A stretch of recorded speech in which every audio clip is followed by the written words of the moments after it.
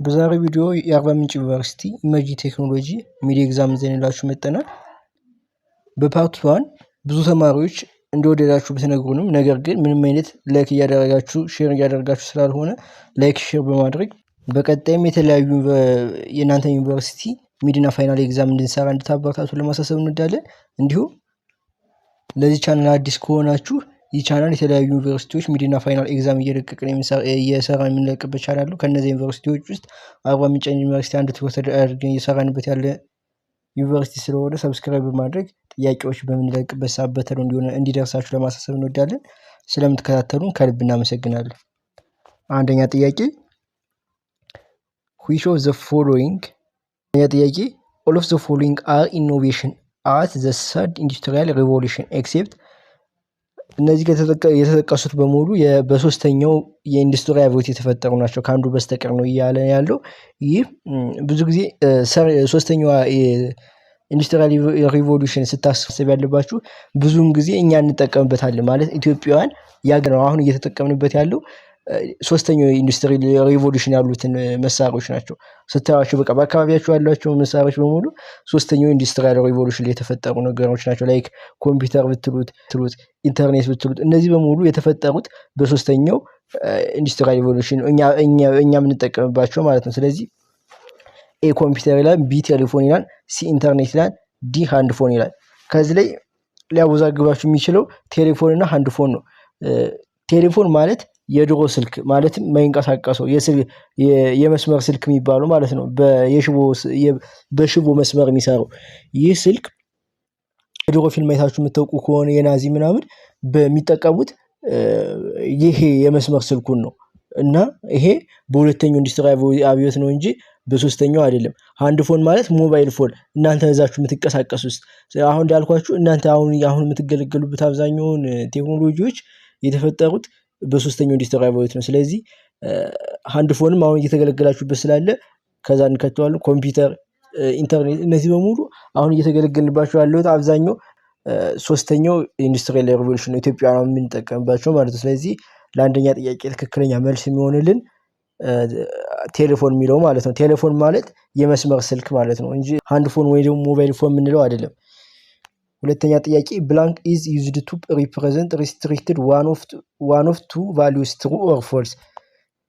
ይህ ጥያቄ ምንድነው እያለን ያለው ከሁለት ዋጋዎች አንዱን ብቻ ለመወከል ያገለግላል ወይ እውነት ወይም ሐሰት የሚለውን ለመወከል የሚያገለግለው የትኛው ነው እያለን ያለው። ኤ ኢንቲጀርስ ይላል። ኢንቲጀርስ በብዛት የሚወክልልን ሙሉ ቁጥሮችን ማለት ያለ ክፍልፋይ የሚቀመጡ ቁጥሮች ፖዚቲቭ እና ኔጌቲቭ እና ዜሮን ጨምሮ ማለት ነው። ፍሎት ይላል። ፍሎት ደግሞ በነጥብ ያሉ ቁጥሮችን የሚወክልልን። ስትሪንግ ደግሞ ቃላት ወይም ፊደላት እነዚህ ፊደላትና ቃላት የምንላቸውን በስትሪንግ ውስጥ ይካተታሉ። ሲ ቡሊያን የሚለው ግን በኮምፒውተር ሳይንስ ቡሊያን ዳታ ታይፕ የሚባለው ሁለት ቫልዩዎችን ይወክልናል፣ እውነት ወይም ሐሰት ትሩ ኦር ፎልስ የሚለውን ማለት ነው። ይህ ስለዚህ ሁለተኛ ጥያቄ ሁለቶች የሚወክል ላለው ቡሊያን ትክክለኛ መልስ ስለሆነ ሁለተኛ ጥያቄ ሲ ቡሊያን የሚለውን እንደ መልስ እንወስደዋለን ማለት ነው። ሶስተኛ ጥያቄ which one of the following is nicknamed as technological revolution።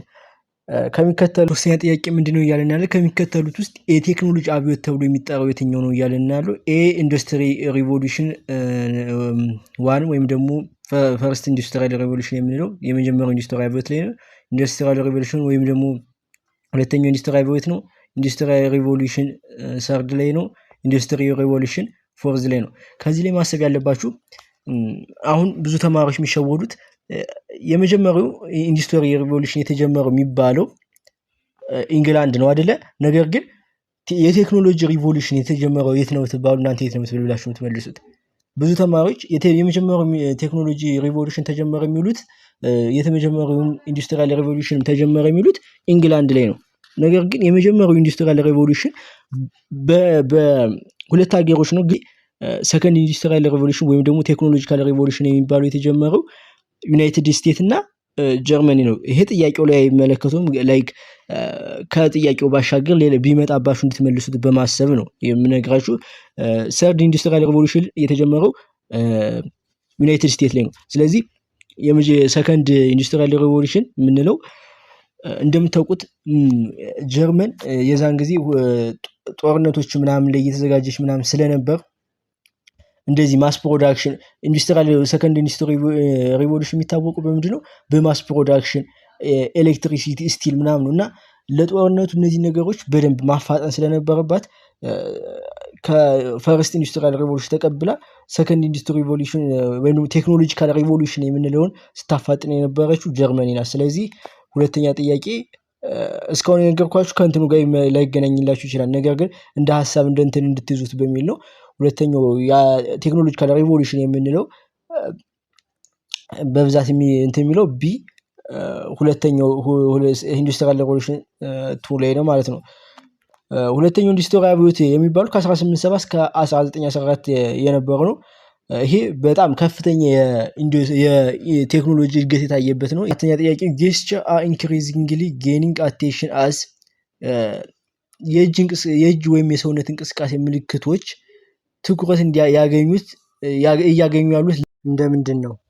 ይሄ መልሱን ስመልስ በደንብ ይብራራላችኋል ብዬ አስባለሁ። የዚህ መልስ የሚሆነው ቢ ናቹራል ዩዘር ኢንተርፌሬንስ ነው።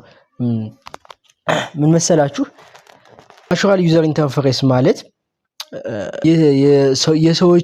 ሰዎች ከኮምፒውተሮች ወይም ከሌሎች ዲጂታል መሳሪያዎች ጋር ልክ እንደ ሰው እናንተ ስታወሩ ጓደኛችሁን ስታወሩ እንደነበረው እንደዛ እነሱ እንትኖችንም ኮምፒውተሩንም በዛ መልክ እንድታወሩት በተፈጥሯዊ መንገድ እንድትግባቡ የሚያደርጋችሁ የመሳሪያ አይነት ነው፣ የቴክኖሎጂ አይነት ነው እና ጌስቸርም በዚህ ምክንያት በናቹራል ዩዘር ኢንተርፌሬንስ አማካኝነት ነው፣ በዛ ምክንያት ነው አቴንሽን እያገኙ የመጣው ማለት ነው። ስለዚህ ትራዲሽናል ዩዘር ኢንተርፌሬንስ የምንላቸው ከኮምፒውተሮች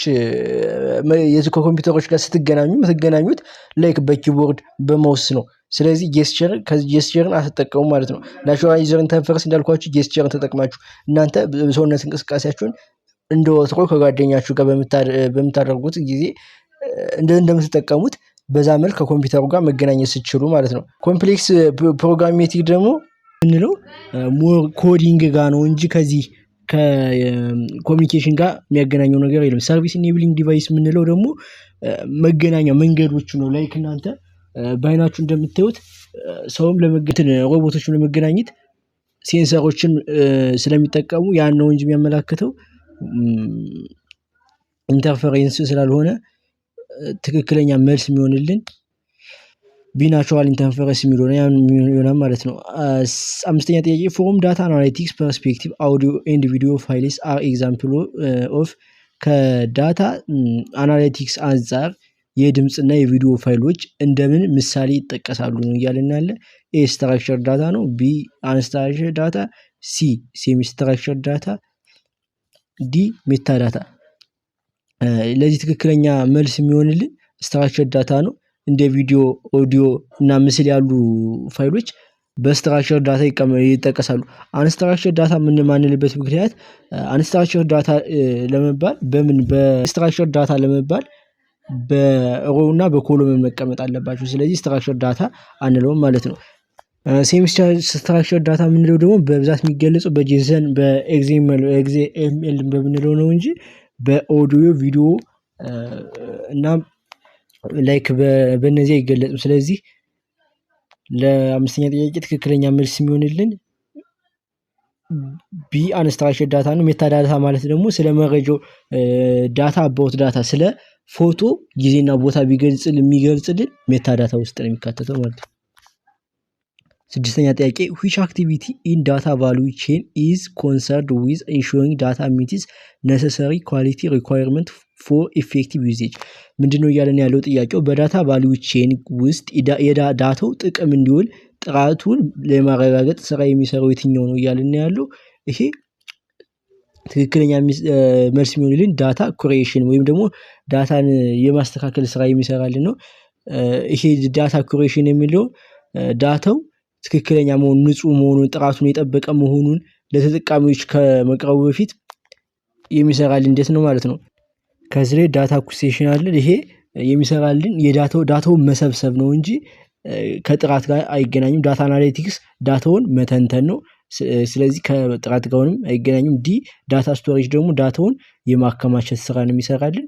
በአጠቃላይ የዳታውን ጥራት ኢንሹሪንግ ዳታ ሚትስ ነሰሰሪ ኳሊቲ የዳታው ጥራቱን መጠበቁንና ማረጋገጥ በቃ ይሄን ማረጋገጥ ስራው ዳታ ኩሬሽን ላይ የሚገመጥ ስለዚህ ሲ ትክክለኛ መልስ ይሆናል ማለት ነው። ሰባተኛ ጥያቄ which one is the collection of data sets so large and complex that it becomes difficult to process using on hands ms በጥያቄው ምንድነው እየታያልን ያለው በተለመዱ የዳታ ቤዝ ሶፍትዌሮች ወይም ደግሞ ዲፒኤምኤስ በምንላቸው ማለት ነው ለመተንተን የሚያስቸግር በጣም ግዙፍና ውስብስብ የሆነ ዳታ ምን ተብሎ ይጠራል ወይም ምን ይባላል ነው እያለን ያለ። ኤ ዳታ ቤዝ ነው፣ ቢ ቢግ ዳታ ነው፣ ሲ ዳታ ሳይንስ ነው፣ ዲ ሜታ ዳታ ነው። ከነዚህ አንድ መልስ ነው ትክክለኛ መልስ የሚሆንልን ቢግ ዳታ የሚለው ነው። ቢግ ዳታ የሚባለው መጠኑ እጅግ ከፍተኛ የሆነ በተለመዱ ኮምፒውተሮች ወይም ሶፍትዌሮች በቀላሉ ሊሰሩ የማይችሉ ዳታዎች ለመግለጽ የሚሰጥ ስያሜ ነው። ከዚህ በፊት እንዳየነው ለቢግ ዳታ እንደ ኦይል የሚጠቀመው ዳታ ነው። ስለዚህ ያገኘውን ዳታ በሙሉ ነው ቢግ ዳታ የሚሰበስበው። ምክንያቱም አሁን ለምሳሌ ቻትጂፒቲ እናንተን በምንድነው ኤቭሪ መረጃ ስለእናንተ ይሰበስባል። ያ ነገር በተለመዱ ኮምፒውተሮች ምናምን በጣም አስቸጋሪ ይሆናል ለመሰብሰብ። ምክንያቱም የእናንተን ባህሪ ለማጥናት ስለሚፈልግ እያንዳንዷ የምታደርጓት ነገር መመዝገብ አለባት። ዳታ ምን ስለሆነ ነዳጅ ስለሆነ ማለት ነው። ነገር ግን ይሄ የምትሰበስቡት ዳታ ደግሞ መቼም አንድ ነገር አድቫንስ እንዳለው ኔጌቲቭ ሪስክም ይኖረዋል። ስለዚህ በማንኛውም ኮምፒውተሮች እነዚህ ዳታዎች ሊሰበሰቡ አይችሉም ማለት ነው። ሌሎች ምርጫዎችን ያነሳው ዳታ ቤዝ ማለት ማንኛውም ኤቨሪ ዳታ የሚቀመጥበት ቦታ ማለት ነው። ይሄን ያህል ግዙፍ መሆን አይጠበቅበትም። ስለዚህ እሱ አይሆንም ማለት ነው። ዳታ ሳይንስ ማለት ደግሞ ዳታውን ተጠቅመን መረጃ የምናወጣበት የጥናት መስክ ወይም ደግሞ የትምህርት ዘርፍ ነው። ስለዚህ ዳታውን እንዴት እናወጣዋለን የምንሄድበት መንገድ ነው እንጂ ዳታው ራሱ አይደለም ማለት ነው። ስለዚህ እሱም አይሆንም ማለት ነው። ሜታ ዳታ ደግሞ ከዚህ ቀደም አይተነዋል። ሜታ ዳታ ማለት ዳታ አባውት ዳታ ስለ አንድ ዳታ ሌላ ተጨማሪ ዳታ የሚሰጠን ነው እንጂ ስለ እንትን አይመለከተውም። ስለዚህ ስለ ግዙፍነቱ ስለ ውስብስብነቱ ስለማይመለከተው በአጠቃላይ ለሰባተኛ ጥያቄ ትክክለኛ መልስ የሚሆንልን ቢግ ዳታ የሚውለው ይሆናል ማለት ነው። የዛሬው ቪዲዮ እንዴት አያችሁ? ሀሳብ አስተያየት ኮሜንት ካላችሁ ባካችሁ ኮሜንት ላይ አሳውቁን። እንዲሁም ላይክ እንደወደዳችሁት ምናምን ኮሜንት ላይ እየነገራችሁ ነው። ነገር ግን ላይክ እያደረጋችሁ ለብዙ ተማሪዎች እንዲዳረስ እያደረጋችሁ ስላልሆነ በተሻላችሁ መጠን ላይክ በማድረግ እንድታበረታቱ ለማሳሰብ እንወዳለን። ሰብስክራይብ በማድረግ በቀጣይ ብዙ ጥያቄዎችን ለመስራት እየሞከረ ስለሆነ ጥያቄዎች በተለይ እንዲደርሳችሁ ለማሳሰብ እንወዳለን። ስለምትከታተሉ ከልብ እናመሰግናለን።